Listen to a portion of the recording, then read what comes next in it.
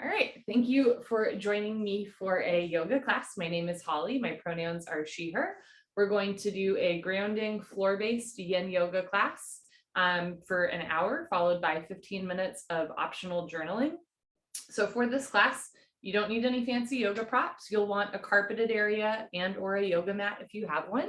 And if you want to stay for journaling, you might also want like a journal and pen nearby, or you can always like listen and reflect on that as well. But the journaling comes later on. So we're going to start in a comfortable seated position. You can sit crisscross applesauce or in Sukhasana easy pose with one foot in front of the other. You can rock back and forth, side to side. You might try rolling your shoulders forward a few times, or backward a few times, and sit up tall and take a nice easy breath into your nose.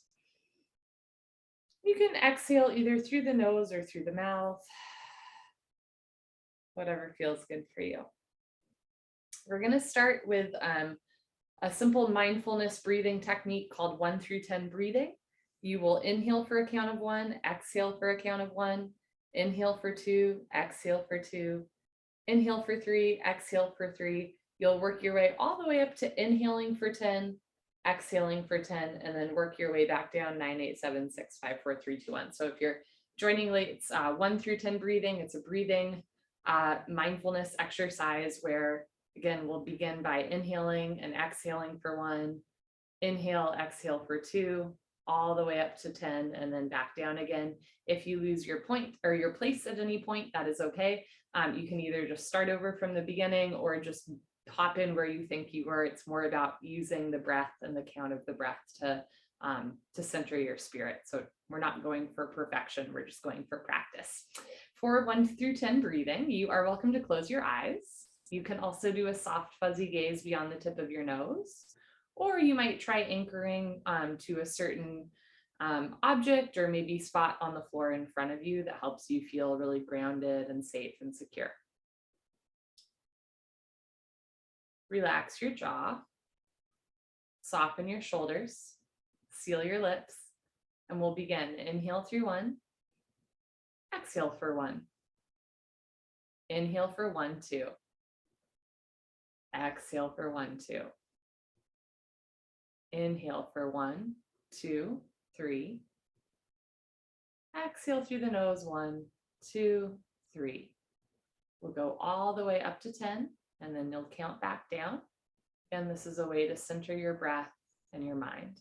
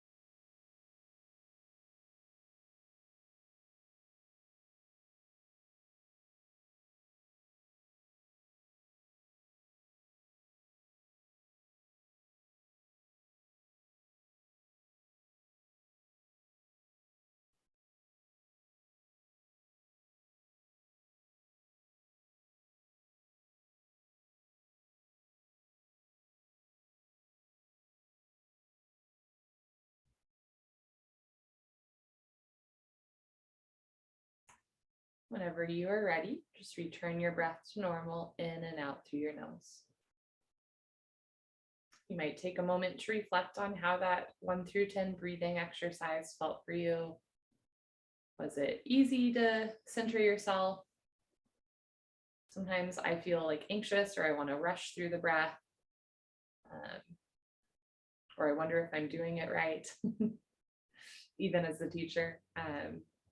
There's no one right way to breathe or to move in yoga. You are your greatest teacher. And throughout this class, if I'm cueing a breath or a movement, or even suggesting a certain thought that does not resonate with you or that does not feel good for you, you are always welcome to make a different shape with your body, breathe differently than I'm suggesting, right? This is your yoga class. This is time that you've set aside for yourself. And I'll try to offer lots of variations and options, but can really make this space your own. And when all else fails, just return to your breath. Okay, we're gonna make our way into our first posture of the day. It's a child's pose. So you're going to start in tabletop position. And for anyone that has tight ankles, toes, or knees, if you have a yoga mat, you can roll up your yoga mat so there's a little bit of extra padding under any delicate lower body joints. If you don't have a yoga mat, you might grab a towel or blanket to place under the lower body. You can just roll it up a bit. Also, if you have a pillow nearby that you'd like to place in between your, I live in such a small space. I'm like, there's my couch. I can just grab a pillow. You can always place a pillow like between your calves and hamstrings if that helps. For this child's pose, you can bring your knees together. You can also take a wide-legged child's pose with your knees apart and your toes touching. I personally am going to do somewhere in between where my knees are a little bit separated, but they're not like all the way out. And then as you're ready, you're going to start to walk your hands forward and bring your forehead down towards the floor. You are also welcome to place a pillow or blanket underneath your head for support, under your chest. Again, you can also place a pillow or blanket in between your calves and hamstrings if that feels good. In this posture, we're opening up the hips. We're also stretching from the lower back, middle back, upper back, through the shoulders and neck spine. We're also stretching out the toes, the ankles, the knees. And again, if you need to grab a pillow or blanket, or maybe roll up your yoga mat under your toes, for example, you're welcome to do so. If having your arms overhead feels like too much pressure on the shoulders, you're also welcome to bring your arms down by your side, palms facing up, in what's called fetal pose. We're just going to hold here and breathe. We're going to hold this asana child's pose for a total of 5 minutes, but every minute we're going to take a different upper body spine variation with it so we can start to wake up our spine a little bit more at the beginning of class. You can inhale to your nose, feel your ribs expand. Exhale through the nose, ribs contract. Breathe in and breathe out. Start to walk your hands towards the right side of your space so that from a bird's eye view, there's a little bit of a curve to your spine.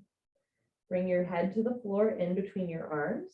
You're welcome to even cross your left hand on top of your right hand for a little bit more of a shoulder opening. And again, if you have one or both arms down by your side, you can still move your spine. So move your head to the right. It's just that your arms won't follow, right? And we'll hold here for 1 minute.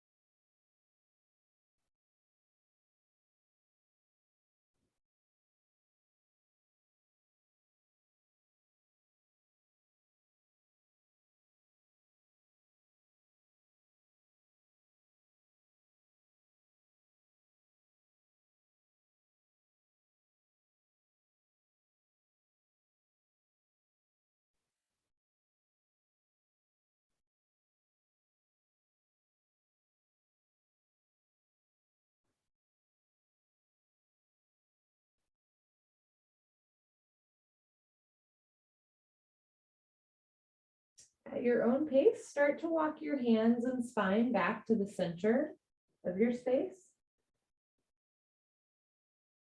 And then walk your hands or move your spine towards the left side of your space. You might cross your right hand on top of your left hand here, forehead on the floor, in between your arms. Again, you can also have one or both arms down by your side. You just move your spine, bringing your head to the left. And we'll hold here for 1 minute.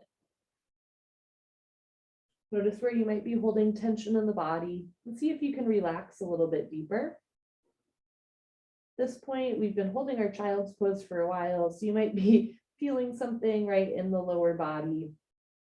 In Yin Yoga, we want to make a shape, hold a shape, and breathe. So sometimes we get a little bit uncomfortable partway through a Yin Yoga class, and a little discomfort is okay. But if, for example, like your toes or ankles are screaming at you, or it's just too much pressure on your hips, you can always take a break, make a different shape, and or grab, again, a pillow or blanket to put under a part of your body that could use a little extra support. You can inhale through your nose. Exhale through the nose. Walk your hands back to center. And this time we're going to do a thread the needle, keeping your left arm overhead. You can take your right arm underneath your left arm, palm faces up. So it's called thread the needle with this idea that you're threading a needle. If your arms are down by your side, you might simply try taking your right arm to the left, forehead to floor. Or if the shoulders just want to stay put, you can remain in your fetal pose with both arms down and your spine in a neutral position. Otherwise, just getting a little bit of a shoulder opener here, but never forcing your body, holding for 1 minute.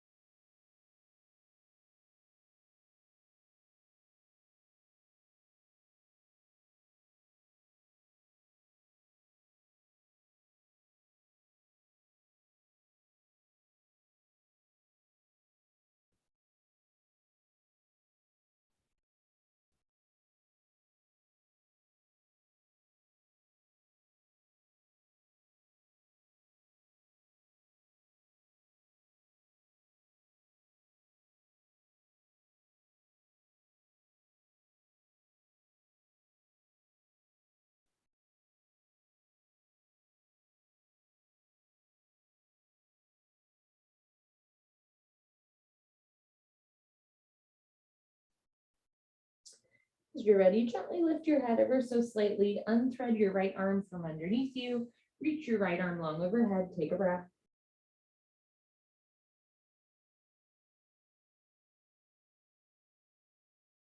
And then we'll do the other side. Slide your left arm under your right arm, left palm faces up. And also have your right arm down by your side or both arms down by your side. Think about breathing into your left shoulder, left deltoid. Notice where you might be holding on to some tension in your body. See if you can relax just a little bit deeper. Give yourself permission to breathe and be still.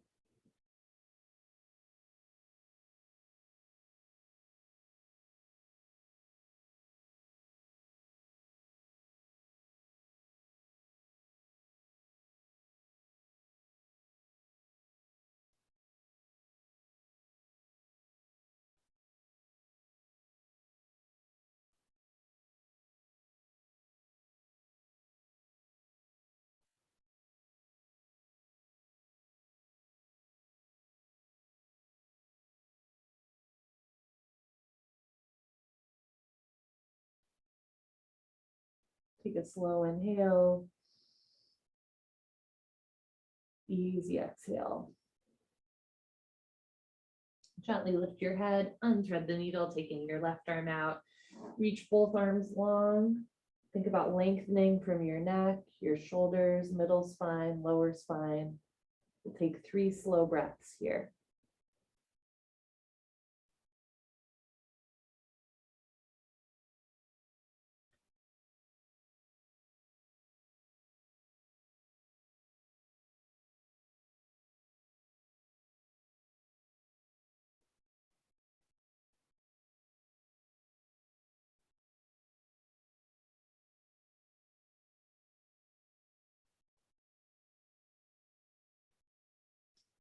We're going to very intentionally and slowly come out of the posture. We've been here for a while, so we want to go slow.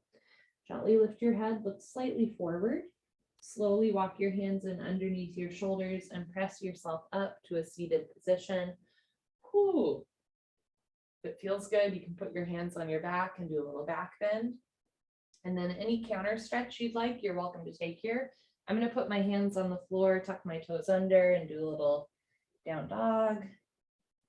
You might also try straightening one leg and then the other, and just kind of taking a moment here to freestyle. And if you rolled up your yoga mat like I did, you can unroll your mat and then turn, make your way onto your back for Puddle Pose. You are welcome to close your eyes here. You can open your arms and legs as much or as little as you'd like. You can inhale. If it feels good, you can exhale through the mouth, side out. Sometimes the release from a posture can be as intense as an asana posture itself. You know, in our child's pose, we really stretched out both the lower and upper body. And we woke up our spine a bit, and now we're just lying in a neutral position. So you might observe, for example, maybe a change in temperature in your feet, right? As you release out of the posture, you get a big rush of blood towards the feet. You might feel your spine or your hips kind of like realign. Maybe you feel an energetic or emotional shift, right? Like you all of a sudden are really tired or feel an urge to like laugh or to cry. These shifts coming out of a posture can be really subtle or not even existence, or they can be quite intense and profound. And whatever is going on like in your body or in your spirit in a yoga class is certainly interesting and can tell you some things about you. But sometimes, often, one of the number one questions I get in a yoga class is like, that posture made me cry. Is there something wrong with me? And there's nothing wrong with you, right? And there's also nothing wrong with you practicing yoga. This is just a way for us to release some tension on our body, especially in yoga where we hold postures for a while, can really start to release not just like tight muscles, you know, or tight joints, but also start to release some stuff that's been pent up in our hearts or that's been weighing heavy on our mind. So if that ever happens to you, just know that there's nothing wrong with you, and you can still practice yoga, right? In fact, letting some of that stuff go, both in our bodies and our hearts and our minds and spirits, can be really helpful, even if it's a little unpleasant when we're going through it.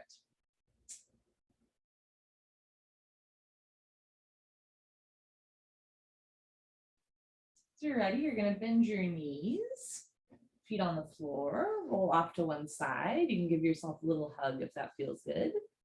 And then keep rolling onto your abdomen for Sphinx Pose. This is our back bend. So for Sphinx Pose, you can have your feet on the floor about hip width distance. They don't need to be touching, but they don't also need to be like super wide apart. From here, you're going to bend your elbows. So your arms are about shoulder width distance. You are welcome to have your elbows directly under your shoulders, which is pretty deep back bend. You can also walk your arms forward, and that'll make the back bend a little bit more subtle. Moving my shirt here. In general, in Yin Yoga, we want to relax into postures. However, there are some asanas where there's some activation in the body. Sphinx Pose is one of them. You do want to push your forearms, elbows, and palms into the floor to keep your shoulders out of your ears. So notice if your shoulders start to tense up into your ears, push down through the forearms, keep your neck long. So this is a back bend, particularly in a world where we tend to like hunch forward a lot, whether we're sitting down at a desk or we're looking at our phone or our food or our kids. Back bends can feel kind of not familiar, but they're really good for back health. At the same time, we're opening up through our shoulders and chest, where we tend to carry a lot of emotion. We're going to hold for 3 minutes in this posture. We're already a minute into the posture. There's certain styles of yoga where we hold postures for like 20 seconds, 30 seconds, a minute. And so when we do back bends, for example, in those styles of yoga, they're really good for spine health, and they certainly release tension on the chest and shoulders. But when we hold postures for 3 to 5 minutes, like we do in Yin Yoga, we don't just work on muscles and joints, we also work on connective tissue like tendons, ligaments, and fascia, which fascia is this substance that kind of surrounds our whole body and keeps everything in place. So here we're really stretching out the fascia on the chest. It might feel subtle, but again, because we're holding for a while, we actually start to kind of release some more stuff in the body. So that's why, you don't need like the deepest back bend of all time in this posture. A little bit goes a long way because we're holding it for 3 minutes and we have 1 minute left. Keep your shoulders out of your ears, neck long.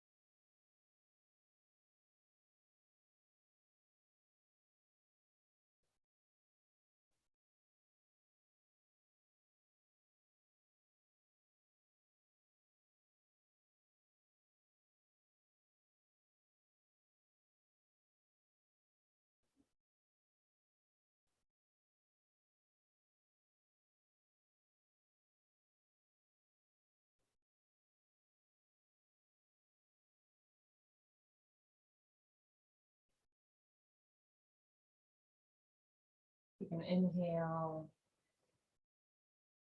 Anything you want to let go of, let it go through the exhale breath. Slowly start to turn your elbows out and your hands in. You can rest your forehead on the floor here. You might also look to the right, look to the left, bringing your right ear down towards your mat.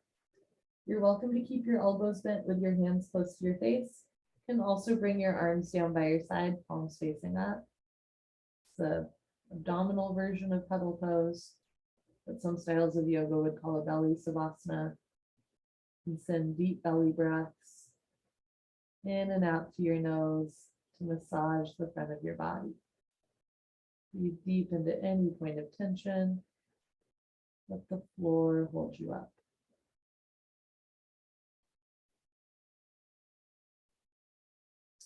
If you are looking to one side, gently lift your head and look to the other side, other ear on your mat.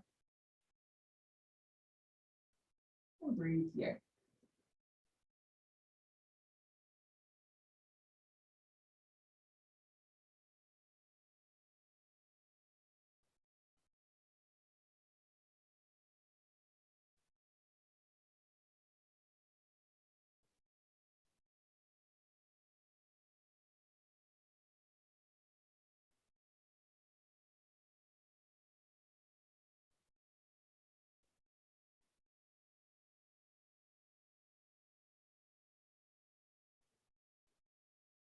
Gently lift your head, place your hands on the floor underneath your shoulders, and press yourself up into a seated position. From here, we're going to take, in general, Yin Yoga is a floor-based class. However, there is one posture that is standing. It's called Dangling Pose. I'm going to demo that today, and then I will give an alternate to Dangling Pose if that is not speaking to you. For Dangling Pose, take your time, tuck your toes under, start to stand up. And because of where my camera is, you're not going to be able to see my whole body for a minute, but that's okay. In Dangling Pose, you can have your feet anywhere from like, let's say 2 feet apart to maybe 4 feet apart. You don't want a super big step, right? But your feet are separated from here. So mat width distance works for me. From here, you're going to bend your knees and start to dangle. That's why it's called Dangling Pose. You can bring your hands to the floor and let your head relax. You can also bend your elbows and catch opposite elbow and opposite hand. You might take a moment here to kind of move your hips right and left, maybe bend one knee, straighten the other, just getting a little bit of motion in the body. And then come back to the center line of your body. You can play around with shifting a little bit of body weight into the balls of your feet. So this is a great way, first of all, to get blood flow to your brain, but also to lengthen both the hamstrings, right, the backs of the legs, and also the spine. However, it can be a little intense for folks, especially anyone with a history of slip disc. This might not be the best posture for your spine. So if that is you, you can look forward, hands to the floor, bend your knees, come down into a seated position, sitting on your butt with your feet in front of you, and you can practice caterpillar pose instead. For caterpillar pose, you stick your butt out a little bit, like move your hips back and forth, and then you're just going to walk your hands forward. Depending on the proportions of your body, so I have a long torso, it's pretty easy for my hands to come close to my feet. If you have long legs, right, your hands might be closer to your hips or thighs, and that's okay as well. Particularly if you do have a history of slip discs, I encourage you to keep your neck long and your spine straight. Other folks might experiment with folding forward and letting your head hang heavy. Again, this is just a floor version of dangling pose. You have this option to be on the floor folding forward, or you can still be in your dangling pose, standing, letting your body dangle. We're holding here for a total of 5 minutes, and we're already a minute and a half in. And if at one point, you know, what you're doing no longer feels good, right? If dangling pose becomes a little too much, you're always welcome to take a seat and do it on the floor instead. In Yin Yoga, because we're holding postures for long periods of time, sometimes we do start to feel a little uncomfortable, and Yin Yoga can be a great place to discern what feels uncomfortable versus what feels like not good or dangerous or unsafe. So an example I'll use is like, if you've ever woken up in the middle of the night and you have to go to the bathroom a little bit and you like make up in your mind, like, okay, should I stay here even though I kind of have to go to the bathroom, or like, do I need to get up? That kind of discomfort where you decide to like stay in bed because bed is cozy, that's okay, right? If that's like the discomfort level that you're feeling in your Yin Yoga practice.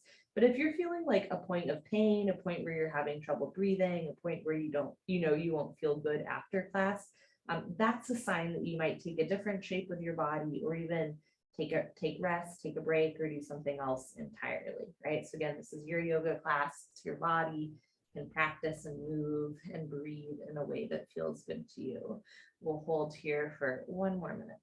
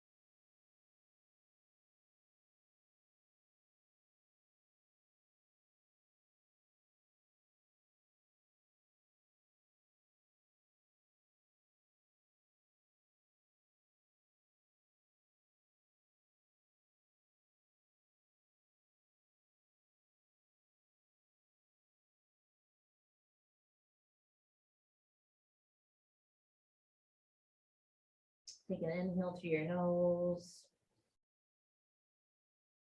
Anything you want to let go of, sigh it out.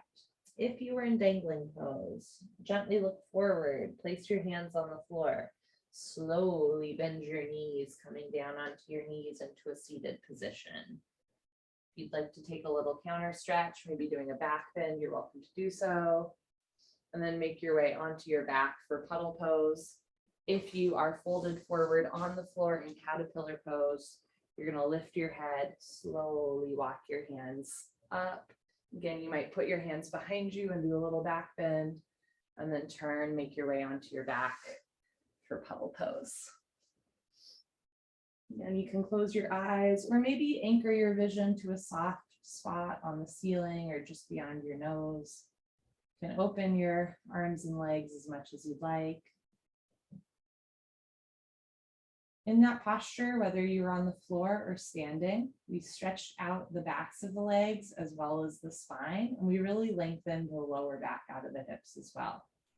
If you were standing in dangling pose, that was also an inversion, right? Where we get a big rush of blood to our brain and to our head. I kind of think of it as like a at-home facial, because you're reversing gravity for 5 minutes, and again, getting lots of blood flow to the skin on your face. which is not why I do that posture, but I have noticed that yoga people often look younger than they are, and maybe that's why. When we release out of that posture, all that blood that was in our brain goes back into our heart. And then when we lie on the floor, it goes back into the lower body as well. So when we're playing around a little bit with circulation, and that's part of why we take some time in a neutral position, like puddle pose, in between postures so that the body can reset.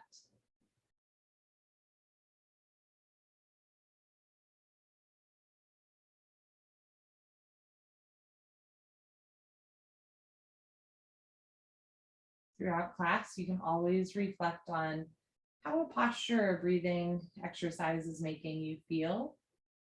And not just in the sense of I could feel that in my shoulders or my hips, although certainly that's often the first thing to pop up. You might think about, does this feel like a safe posture for me, or something that comes naturally, or is this shape feels good, but it doesn't come naturally, right? Like I kind of have to work at it, or yeah, I'm tight in that area.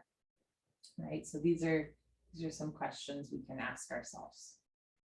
If you want, you can also just take a nap. Next, we're gonna do a hip opener, beginning with what's called Happy Baby. Bend your knees so that your feet are on the floor. Lift your feet off the floor, bend your knees, flex your toes back towards your face. You have an option to keep your hands on the floor.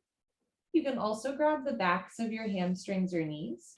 Or if you'd like, you can grab the outsides of your feet with your hands. So I like to have my elbows inside my knees, and then I catch my feet from the outside.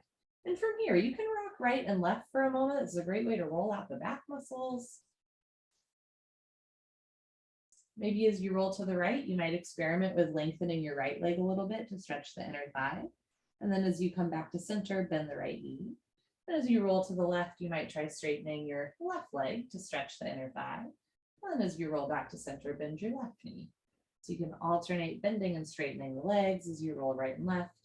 And this is called Happy Baby because if you've ever hung out with a baby, they kind of like to do this.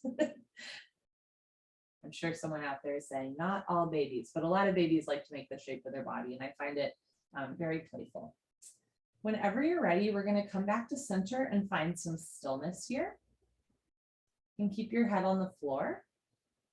Without lifting your head, you might experiment with tucking your chin in ever so slightly so that your neck lengthens. Think about relaxing your shoulders and hips down onto the floor. Soften through your pelvic floor, your glutes, your hips and abdomen. Relax your jaw, hold and breathe. We're going to hold here for a total of 6 minutes. Halfway through, I will give another hip opener variation for anyone that wants to try it. Sometimes in yoga class, we are called to relax or to be still. And sometimes this comes as a relief, but at the same time, sometimes, I've certainly experienced classes or moments in class where I'm being told to relax and like, I'm just simply not relaxed. And it makes me feel like I'm doing something wrong. And if that's ever you, you're not doing something wrong. I'll never forget going to a hot yoga class in New York City in Queens. And it was like a Saturday Night Live skit of what a woman from Queens teaching yoga might be. And I say that with love. I love Queens, New York, but she's like yelling at the class, relax, relax, relax. It's like, I'm trying to, this isn't helping. If there's ever a moment in class where you can't relax, there's nothing wrong with you. Again, that's a theme here. There's nothing wrong with you. It might be helpful from time to time to notice, does my mind keep looping back to that one thing that's been bothering me? Or is it really hard for me to let go of this concern or worry in my heart? And when you notice that you're having trouble controlling where your mind is going, that doesn't mean that there's anything wrong or that you're doing anything wrong.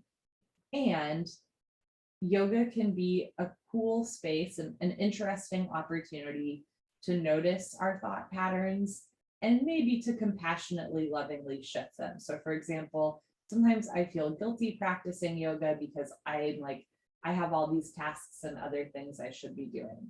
When I notice I am putting that judgment on myself, I might sit with that. I might also tell myself, I know that after class, I'm going to be more efficient in doing those other tasks. And I'm going to be a more creative problem solver and more compassionate friend, right? So this isn't actually me putting off my tasks. This is actually like going to help me in the long run do the things that I need to get done. So that's an example of reframing what we think, and at the same time accepting that, you know, sometimes we've had a really hard day and yoga is a safe space to kind of work through that and think through that and process that. So again, if you ever hear a yoga teacher say relax and you're like, I'm not relaxed, that's okay. You can bring that to yoga. You don't need to come to class and be totally serene every time. You can come just as you are, practice just as you are, and this is a space for you to honor all the different dimensions and facets of your being. You have an option to stay here in happy baby. If you'd like, you can try another posture with me that's called Malasana or yoga squat. If you do want to try that, you're going to slowly release any grip you have from the backs of your knees or feet. I'm going to place my hand outside of my knees, and with the help of my arms, I'm going to slowly bring my knees and feet together. Relax your feet, and then at your own pace, roll off to one side. So this next posture that we can try is like a seated version of the yoga squat. Once you've rolled off to one side, slowly press yourself up, sitting upright for a moment. And then for the yoga squat, depending on your mobility, right? You might simply do this if you're hypermobile like I am, or you might start again in that familiar standing position that we tried earlier. In dangling pose, the insides of our feet were parallel. For our yoga squat, you're going to bring your heels out and your toes in. Now, depending on your body proportions, you might have your feet anywhere from like 1 foot apart to 3 feet apart. So for my body proportions, a shorter step helps, but for many folks, a bigger step is going to help you out. From here, you're going to put your hands on the floor and slowly start to sink your hips down towards the floor. Now, it's very common for your heels to not touch the floor. You're welcome to keep your hands in front of you and lean forward. If you have pillows or blankets nearby, it can also be handy to have those underneath your heels. And then you have that support, right? Once your heels are down or supported by a block, if they are, you are welcome to stay here. You might also try bringing your hands in prayer and pressing your elbows out as you lift your chest and shoulders up. And if you've tried this and you're like, that was really fun to try, but it's not for me, you can also go back into your happy baby. We can like play around and try things in yoga class and then be like, you know, this doesn't feel great. And then we can just take a different variation. You do not need to like commit to one shape with your body. This is again, a hip stretch, inner thigh stretch. It's really good for people who menstruate. It's good for menstrual cycles. This is how a large population of the world eats food, uses the bathroom, sits and like hangs out. But in America, there's like not that large of a percentage of people that can do that. And I say that to say there are some yoga postures that are simply not attainable to every human physiology. In fact, I would argue in every single yoga posture, there's no one yoga posture that's going to be accessible to every single person. However, there are some yoga postures that are fairly accessible to different bodies. We just, depending on our lifestyles and, you know, where we grew up, they might not be accessible to us. So this is an example of a posture that I believe several different types of bodies can have access to. It just might take some practice, right? And that's where happy baby comes in, because happy baby is just like a floor version of this, where you're on your back. And if you practice that in increments, this might become a little bit more accessible as well.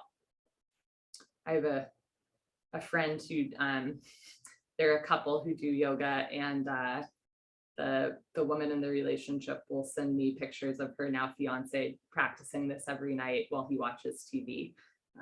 I said years ago, Eddie, if you just do this for a couple minutes a day, your hips will open up. And now that's like his nightly routine, which is pretty cute. We're going to hold here for 30 more seconds.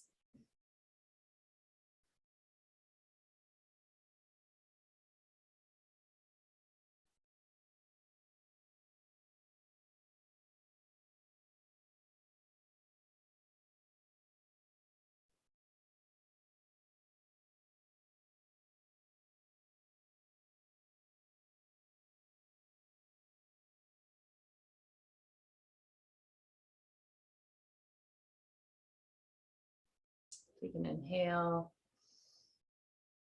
Anything you want to let go of, let it go.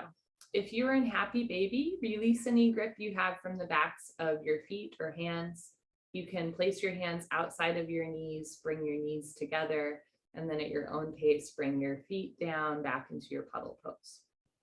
If you are in our garland pose, our yoga squat, you can put your hands on the floor, gently lift your hips up, turn your toes back in. And then as you're ready, make your way onto your back into your puddle pose. Many of us store tension in our hips.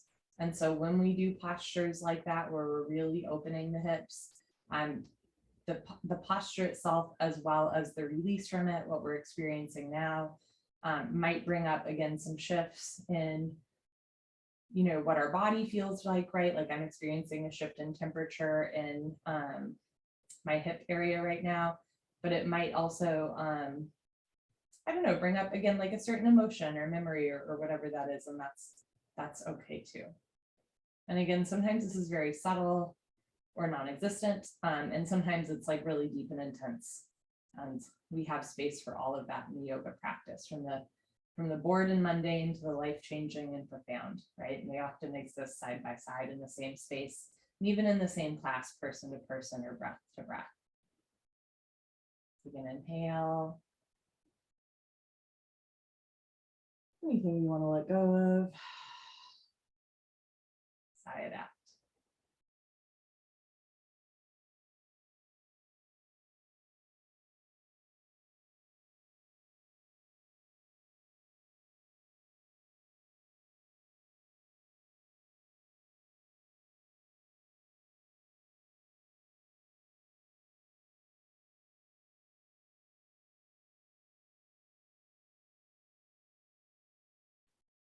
I often, when I plan a yin yoga class, over plan.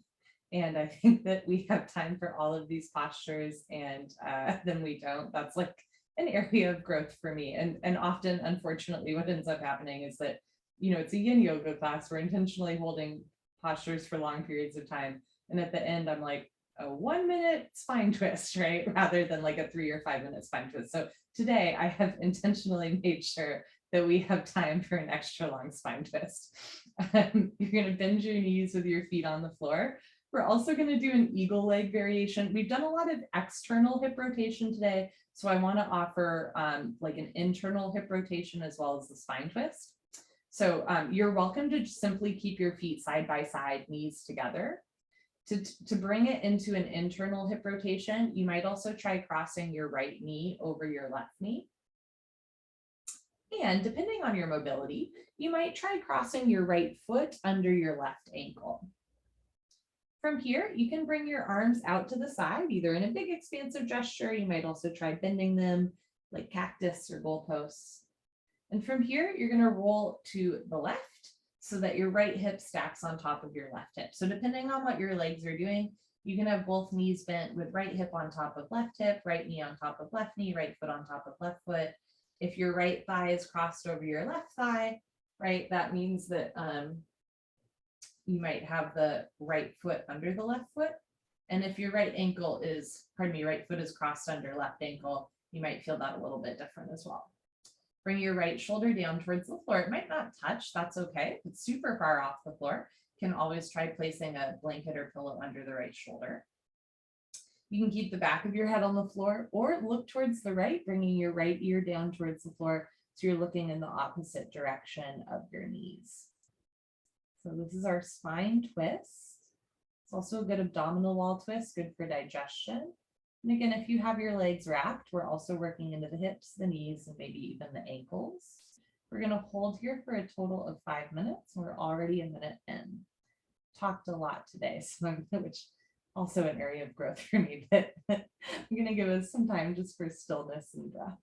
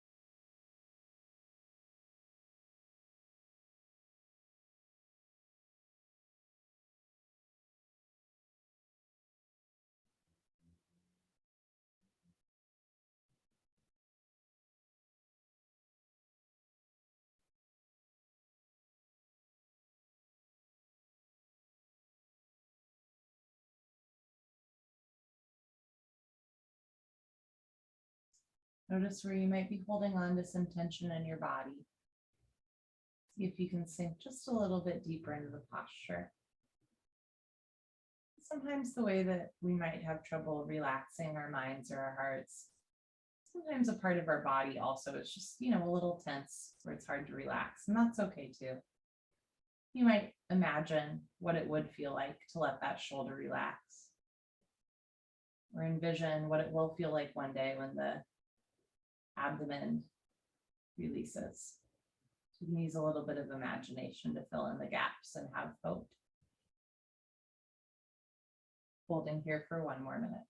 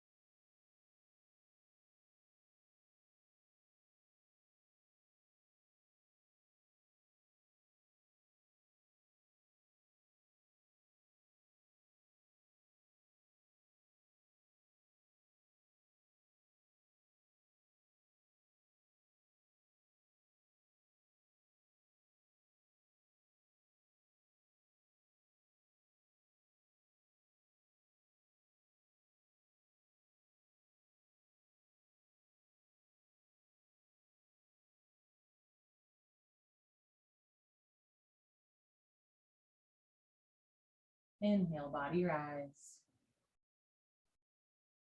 Exhale, body fall.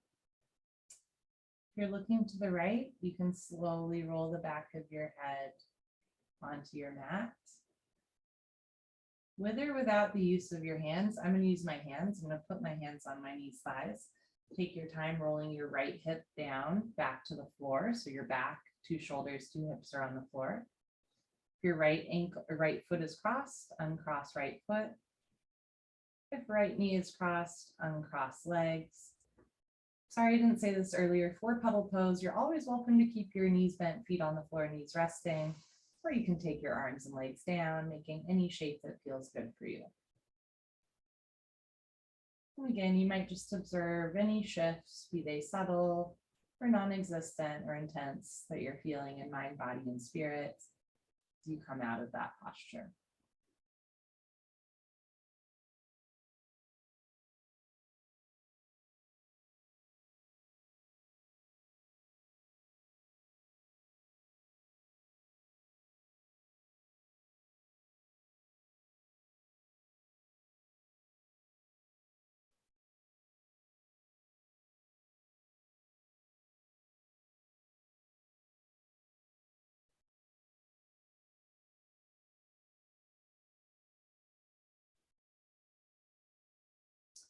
Let's try the other side of our spine twist with optional eagle leg variation.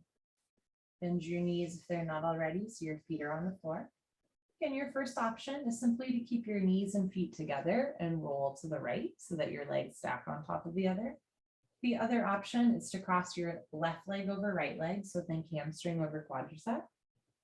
You can also try crossing your left foot under your right ankle. From here, take your arms out to the side. You can also bend them, cactusing them like goalposts. And if it feels, and as you're ready, you can roll to the right so that your left hip stacks on top of right hip. Draw your left shoulder down to the floor. You can have the back of your head on the floor or look over your left shoulder, bringing your left ear down towards the floor. This side might feel different from the other side. It certainly does for me. On the other side, my shoulder almost touches the floor, and this one not so much. So I'm going to grab a pillow to place under my left shoulder. There we go. And as you're ready, you're just going to hold and breathe. And you want a gentle stretch here. Great spine twist, never a point of pain. We have the eagle leg variation. We're opening up the ankle, knee, and hip joints. And in our spine twist, we're moving our spine and again, our torso or abdomen as well. Particularly in a sedentary world or a world where we tend to sit down and hunch forward, which is nobody's fault. That's just how our culture is set up, right? That is not a sign of being lazy. That is like a sign of that is how we are oriented as a culture. But in this culture where we tend to sit and hunch forward a lot, back bends are really great for our bodies, but so are spine twists, right? So even if you can't take a full yoga class every day, you might stand up from time to time, put your hands on your back, do a little back bend, or do a little spine twist at your desk at work or when you're on the sofa. So you're still getting those ranges of motion in the back. We're holding here for a total of 5 minutes. We're already 2 minutes in.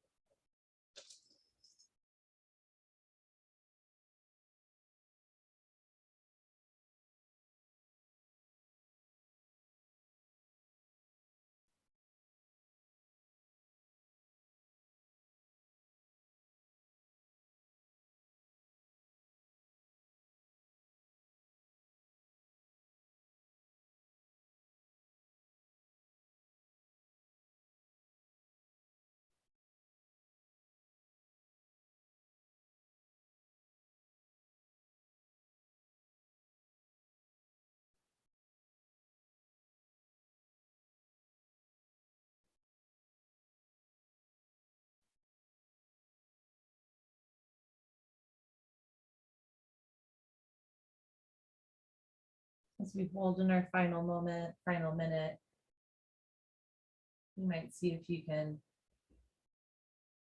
relax just a little deeper into the posture. Sink into your breath. Melt into your mat. Let the floor hold you up.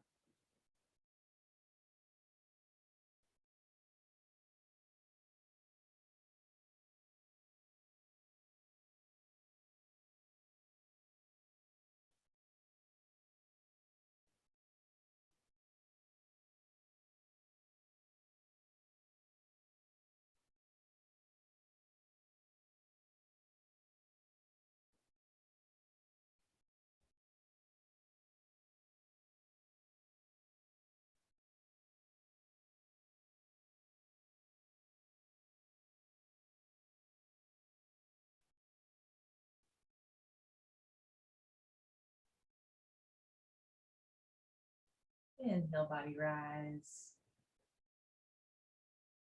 Exhale, body fall. If you're looking to the left, you might gently roll your head back onto the floor. With or without the help of your hands and arms, again, I'm going to place my hands on my knees, slowly roll your left hip back down to the floor, left shoulder on the floor, back on the floor. If your left foot is crossed under right foot, uncross ankles. At your own pace, uncross knees. And for our final puddle pose, you can take any shape that you'd like. If it feels good to have, a pillow under your head, under your knees, under your lower back, that you can do that. If you want to place a blanket over your body, you can do that. Open your arms and legs as much or as little as you'd like. Take a nice, easy breath in and out at your own pace.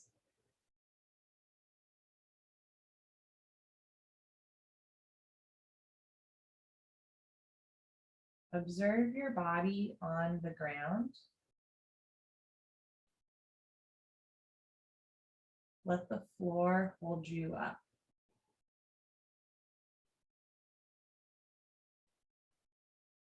You might notice what parts of your body are touching the earth.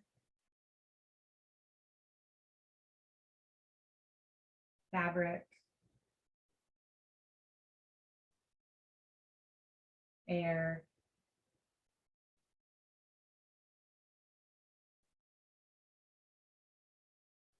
You might observe where you still feel some tension in your body.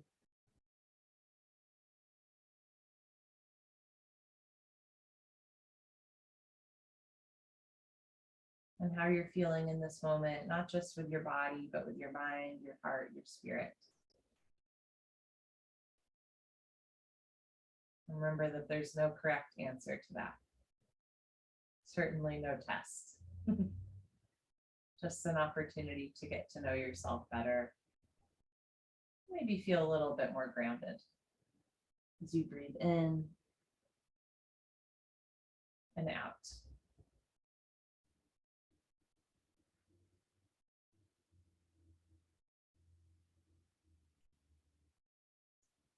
I often find that after a yoga asana and pranayama class, the postures and the breathing exercises, I'm in a little bit of a more relaxed state or a more peaceful state. I sometimes also feel like a more clear energy, like I'm not frenetic energy, but like it's easier to get things done. I often also feel at my most honest and compassionate and creative. And sometimes I do something with that goodwill, but to be honest, a lot of times I just kind of roll up my mat and go about the rest of my evening. So once a month, I like to offer 15 minutes of optional journaling and reflection so that you have that creative outlet. And also, if it feels good, an opportunity to put pen to paper when you are in both a calm, honest, and compassionate state, right? Because sometimes it's like we can be brutally honest with ourselves, or we can be totally not self-aware. And through yoga and mindfulness, we sort of even out. So, there's that quote, honesty without tact is cruelty. I'll say that again, honesty without tact is cruelty. And yoga, meditation, breathing, and also journaling, I think is a really beautiful opportunity to be like honest and real with yourself with tact, right? Without being cruel. And so as we practice that compassion, again, and like creativity and putting pen to paper for ourselves, it's a little bit easier to put things out in the open with others as well.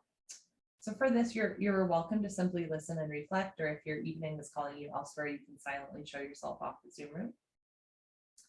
Otherwise, at your own pace, you can sit up, grab a pen and paper. You might take a sip of water, and we'll begin our journaling in a moment.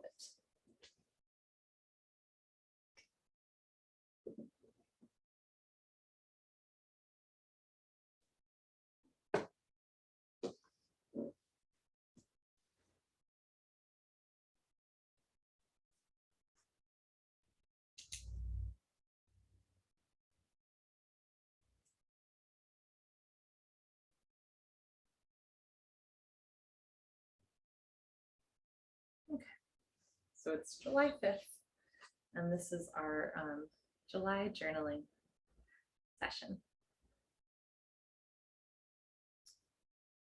The first two prompts are always the same, and the first one is just an acknowledgement. Again, sometimes writing something out can be really cathartic. Things get trapped in our minds or in our hearts, and just putting pen to paper can be really useful. So anything that you would like to write down or put out into the world, you're welcome to do so. Also keep in mind that your journal is private. You can always like rip it up and throw it out, or if it's meaningful, share with other people. But your journal is a safe space for you to write down anything that's on your heart, anything that you simply need to acknowledge or put out there.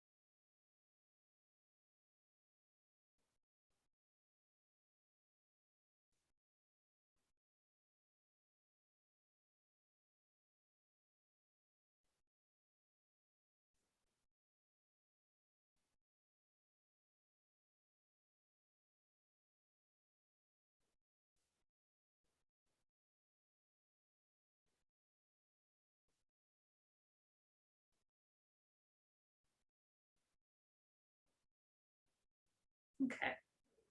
And also, if anyone prompt really speaks to you, you're always welcome to either continue with it or just save it and come back to it later. The second prompt that I always offer is simply to write down 20 gratitudes. So 20 things you're grateful for. It can be your family, your friends, your favorite Thai restaurant is something that comes up on mine all the time. A scented candle, a warm blanket, the smell of your favorite flower, 20 gratitudes.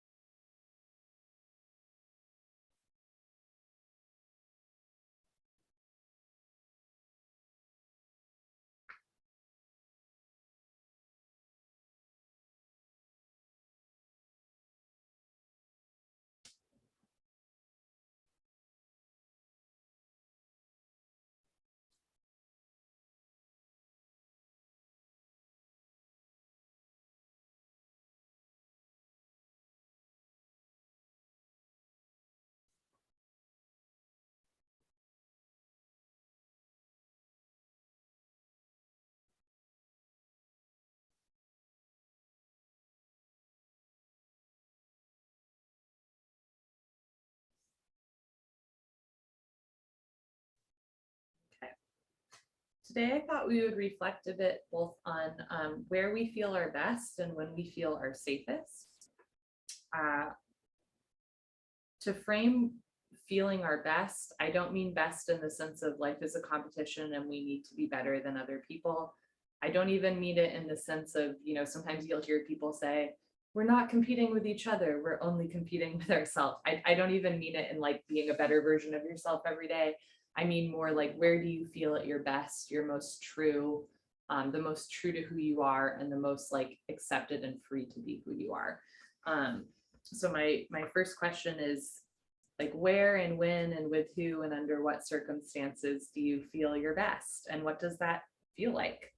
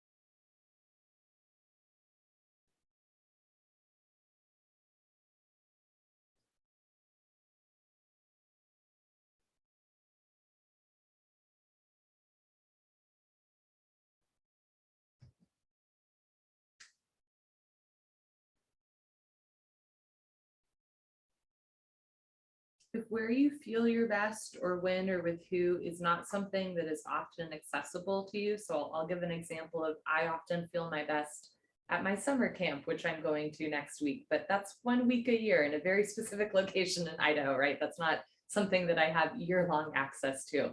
If the place or the person or the conditions that make you feel at your best are not something that is accessible to you on a day-to-day basis, how might you bring a little bit of that spirit into your day-to-day life?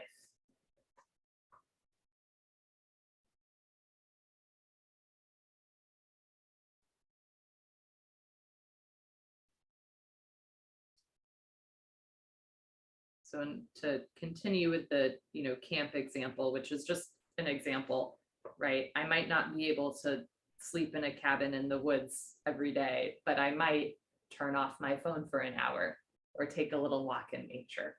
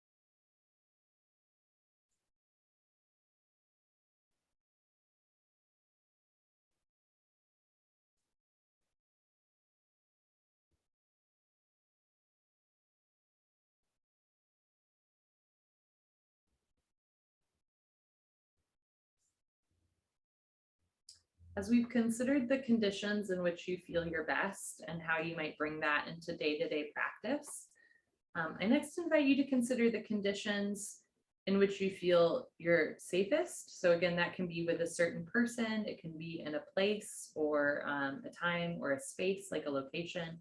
Where do you feel the safest?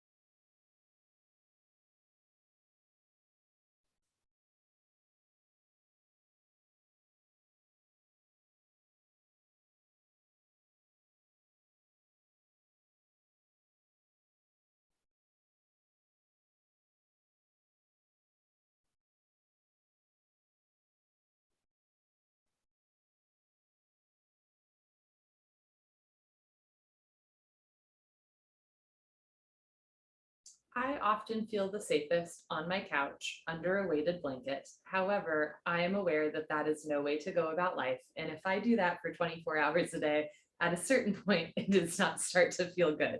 If there are also conditions in which you notice that you're safest, you feel safest, but it's not necessarily something that you can take into your day-to-day life, how can you take a spirit of safety out into situations that like yin yoga, aren't necessarily bad for you, but might be uncomfortable, right? Not dangerous, not going to hurt you, but situations where you might feel uncomfortable. For example, I'm an introvert who goes to parties occasionally, right? How do you take that safety out into the world?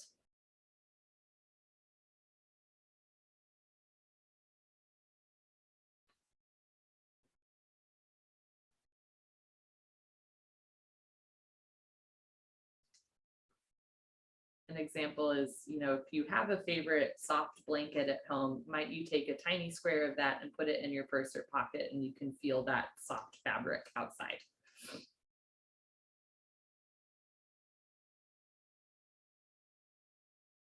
Another safety tip for me is, because I'm an introvert, if I go to a party, I always make sure just to take time in the bathroom by myself, just to sit and be still. That is another example.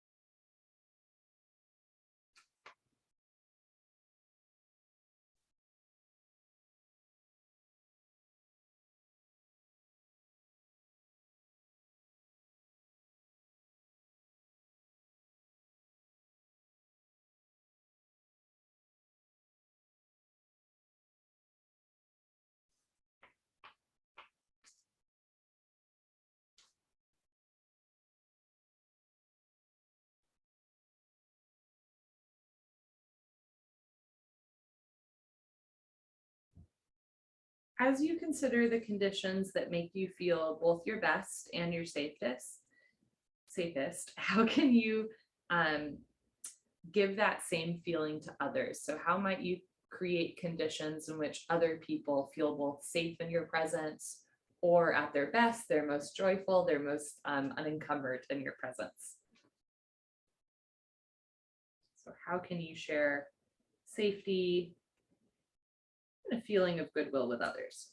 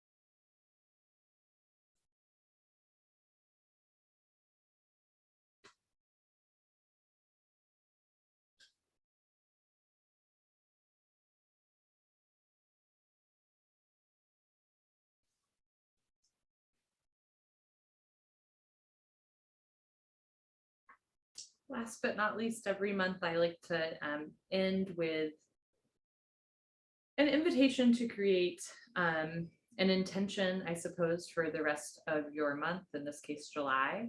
This can be a word like contentment or patience. It can be a phrase or a mantra such as I am safe or I am loved. It can be a full sentence. And this is something that, again, you can, rip this up or keep it in your journal. For this mantra or phrase or word, you're also welcome to, put it on a sticky note on a mirror in your bathroom, or write it down, or keep it in your pocket. So just invite you to write, again, a phrase, a word, a mantra, a sentence that you can carry with you for this next month.